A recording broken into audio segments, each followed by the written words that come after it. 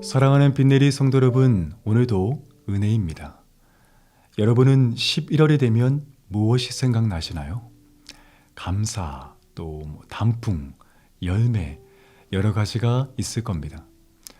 저는 개인적으로 이 11월이 되면 자동적으로 제가 살아온 한 해를 돌아보게 되는 것 같습니다. 한 해를 마무리하는 시기는 12월이 조금 더 가깝지만 이 11월에 내가 살아온 한 해를 돌아보고 또 그리고 남은 한 달 동안 다시 마음을 새롭게 하여 한 해를 장식하는 그런 시간이 되는 것 같습니다.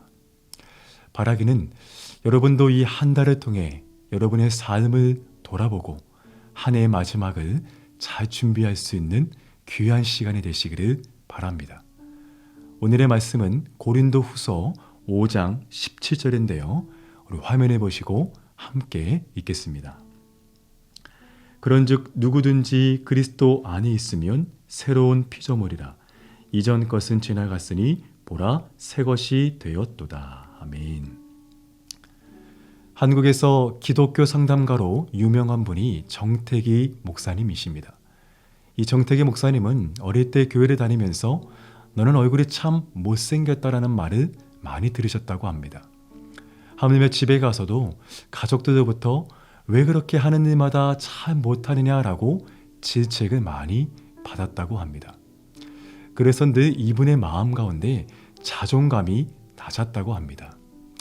그런데 이분을 위해서 늘 기도해주는 어느 권사님이 계셨는데 그분이 하시는 말이 태기야, 너는 참 사람이 멋있어. 너는 참 매력적인 사람이야 라고 말을 했다고 합니다. 이 목사님은 살아가면서 그런 이야기를 처음 들으셨다고 합니다.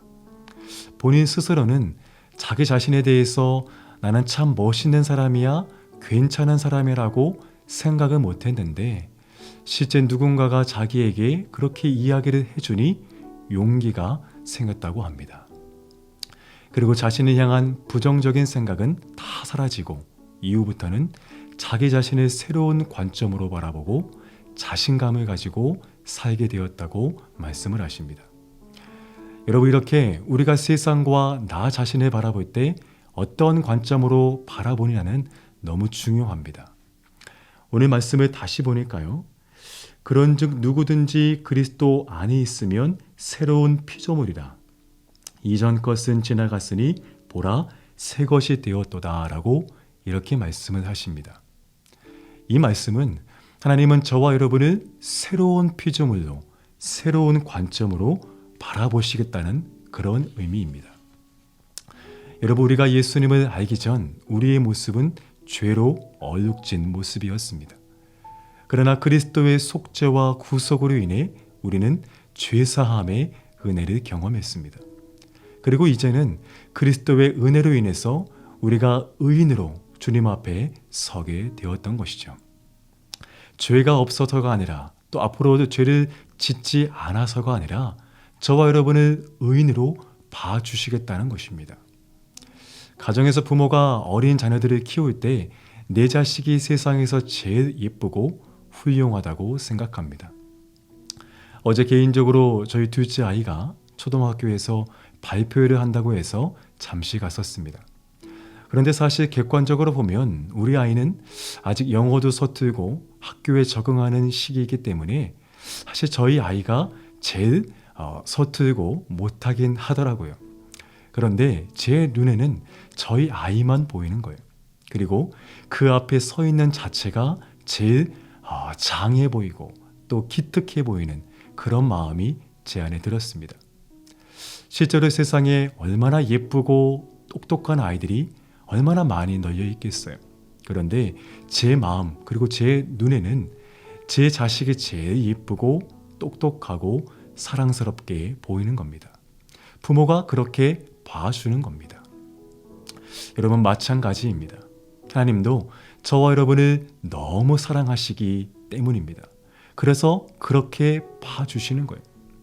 물론 우리 모두가 연약함을 가지고 있고 또 각자의 좋지 못한 그리고 우리 안에 죄성을 가지고 날마다 쓰러질 수밖에 없는 그러한 모습이지만 하나님은 그런 우리의 허물까지도 당신의 사랑으로 감싸 주시겠다는 겁니다. 그리고 그리스도의 보혈로 깨끗이 씻음받은 의인으로 봐주시겠다는 겁니다. 여러분, 이것이 얼마나 큰 은혜입니까?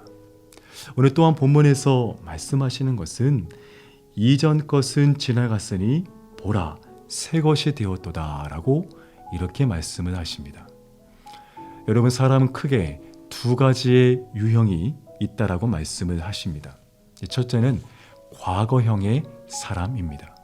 그리고 둘째는 현재와 미래에 초점을 두는 그런 사람입니다. 첫 번째 과거형의 사람은 늘 과거를 생각합니다. 과거에 좋았던 일, 과거에 좋지 못했던 일, 늘 언제나 과거를 생각하고 그 속에서 머무는 사람이 있습니다. 물론 우리가 과거를 잊을 수 없습니다. 그리고 잊어서도 안 되죠. 왜냐하면 과거가 있기에 현재의 내가 있기 때문입니다. 그래서 우리는 늘 과거에서 나 자신을 돌아볼 수 있는 지혜를 발견해야 합니다. 그런데 중요한 것은 과거에만 머물러서는 안 됩니다. 과거로부터 오는 지혜를 통하여 더 나은 현재와 미래를 위해 자기 자신을 준비시키는 사람이 더 현명하고 지혜로운 사람일 것입니다. 우리의 신앙도 마찬가지입니다. 물론 과거를 통해 내가 받은 은혜가 너무 중요합니다. 하지만요, 과거에 받은 은혜가 현재의 내 신앙을 보장할 수 없습니다. 그러기에 과거의 신앙 안에서 머물러서는 안 된다는 것입니다. 언젠가 제가 수요예배 때 우리 말씀을 나눈 적이 있었습니다.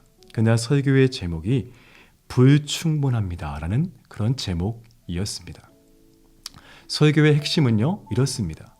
아무리 이전에 내가 받은 은혜가 충만하고 대단하다 하여도 그것으로 결코 충분하지 않다는 것입니다. 현재의 나에게는, 그리고 앞으로 다가오는 미래의 우리의 삶에 이전보다 더욱 이전에 경험할 수 없었던 그 주의 큰 은혜를 사모하고 몸부림치는 우리의 신앙이 되어야 한다는 것이었습니다. 현재의 내 모습, 물론 지금도 부족한 것이 없어 보이는 복된 삶이라 할지라도 엘리사가 주님 앞에 구했던 주여 내게 성령의 은혜를 갑절로 부어 주옵소서라고 기도했던 그 신앙의 열정이 우리에게 있어야 한다는 것이었습니다. 사랑하는 여러분, 우리는 그리스도의 고귀한 보혈로 새로운 피조물이 되었습니다. 그리고 더 이상 이전 것은 지나갔으며 새로운 인생의 선물을 받게 되었습니다. 혹시 여러분 안에 아직까지 과거의 어떤 상황이나 상처가 마음에 남아 계십니까? 어느 사람에게나 쉽게 털어놓을 수 없는 아픈 과거와 상처의 기억들이 있습니다.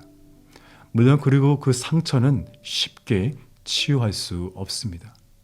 하지만 중요한 것은요, 그 과거의 상처가 현재와 미래의 내 발목을 잡는 올무가 될 수 없다는 것입니다.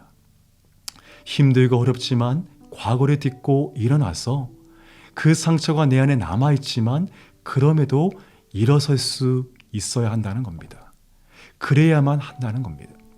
왜냐하면 하나님이 저와 여러분의 인생을 새로운 피조물로 보시고 이전 것은 지나갔으니 보라 새 것이 되었도다라고 말씀하셨기 때문입니다.